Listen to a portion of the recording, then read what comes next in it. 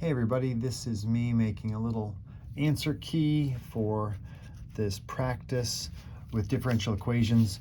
Expect a slope field.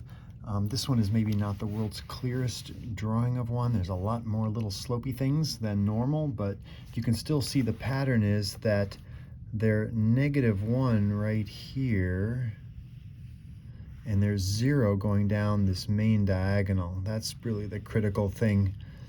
And as you go to look at these other possibilities, when you have x times y, you'd expect that anytime x is 0 or y is 0, you'd get 0. So you can eliminate that.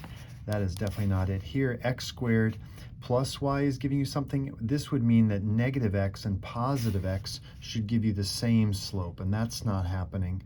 That when I'm at some y value, a negative and a positive 2, for instance, that is not that. Same reason for the y. If you look, there's no symmetry about the x-axis there. And in this case, if they're equal, we'd get 0 slopes going this way. So clearly not that. That one does fit the bill. All right, so that kind of reasoning, very helpful. This one, they're telling you it's logistic. If it's a logistic, you know it is doing that thing where it can start slowly but grow exponentially till it gets halfway to some carrying capacity, and then it diminishes, it sort of decays exponentially to get like that.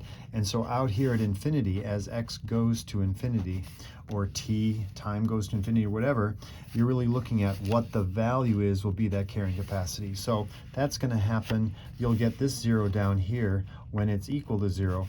But when is this equal to 0? Well, if we just solve that, that's going to be when 20 equals a over 4, multiply by 4, it's 80. Very straightforward. There will be almost certainly one like that on the AP exam at about that level. On this one now, given a differential equation, we've only got t, so anything with one variable is almost by definition separable. So I would say that in this case, if you take this part and put that down below with the -1, that will separate. So we're really saying this is equal to -1/4 up above. You can put the negative sign either, you can put the 4 either place. This is just kind of keeping it maybe a little bit more simple. T minus 20 to the -1, and that's the dt over dt. A little bit confusing with the 2 levels of t there, but that then becomes the integral of 1 over t minus 20, because that's to the -1, so make sure you separate that carefully, dt, and then that's going to be, I'll pull the minus sign out. I can actually pull the -1/4 out, because that is just a constant, and then the integral of dt. So then this is going to become the ln of t minus 20 is equal to -1/4 t. Well, how do I solve for this? Oh, do not forget the plus c. I then take and make these exponents of e. That will cancel that in a sense, and I get t minus 20 is equal to, now I've got e raised to this whole thing. We've seen this before, that when exponents are added, I can separate this out and say, though, that's going to be the same as e to the -1/4 t times e to the c. Well, this is also just a constant, so I'm going to say that's some constant k, e to the -1/4 t. All right, so that's your general solution, but we are given a specific point that when t is 0, it's 100. When t is 0, then I plug in 0. That becomes, this just becomes k is then equal to 100 minus 20.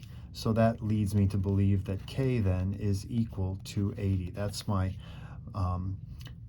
my initial value for this this solution to the differential equation. So that means that when t is 20, t of 20 is then going to be 80, and then when I plug in 20 times 1/4 to the -5, then plus 20, because that, when I add 20 to both sides, my solution then will be t is equal to this, and then I've got k in as 80. All right, so then moving along, if I've got this differential equation, so this is more practice with separable differential equations.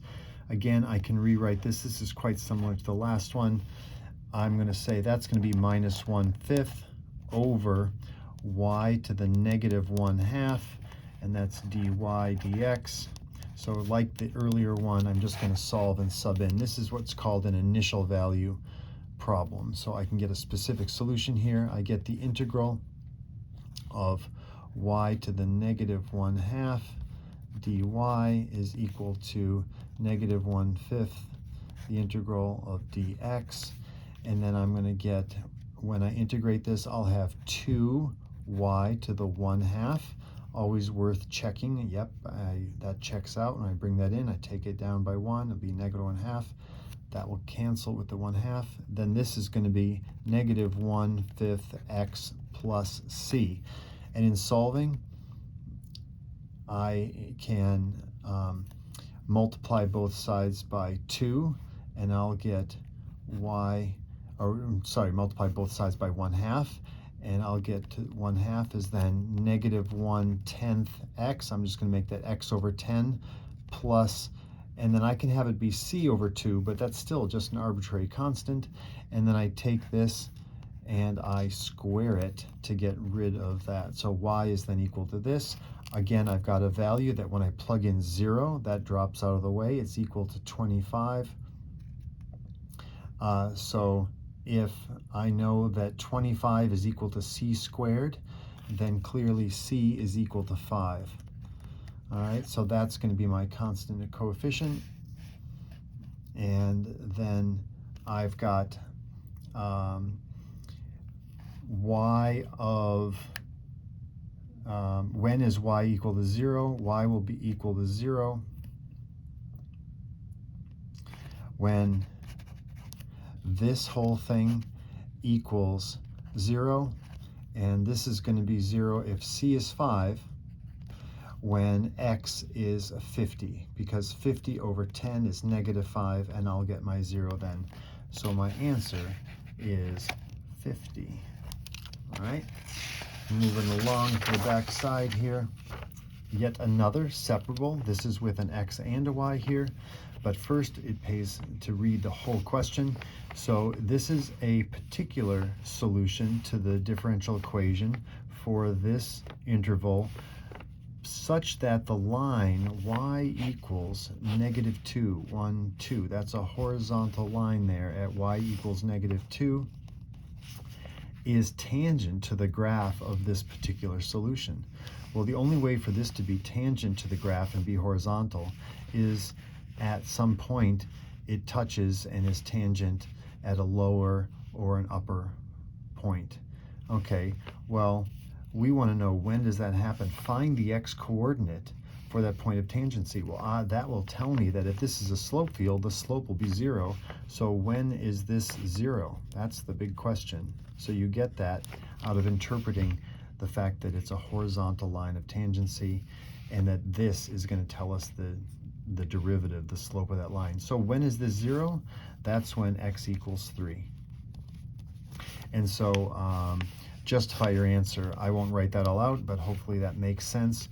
We know that it has to be x equals 3 because we know we need a 0 slope for a tangent line to be horizontal.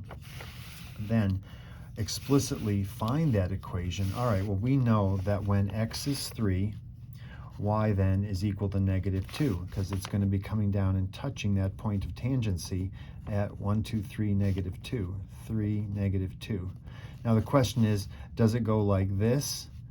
And oops, is this, let's see, local maximum minimum. Sorry, I didn't finish answering this question.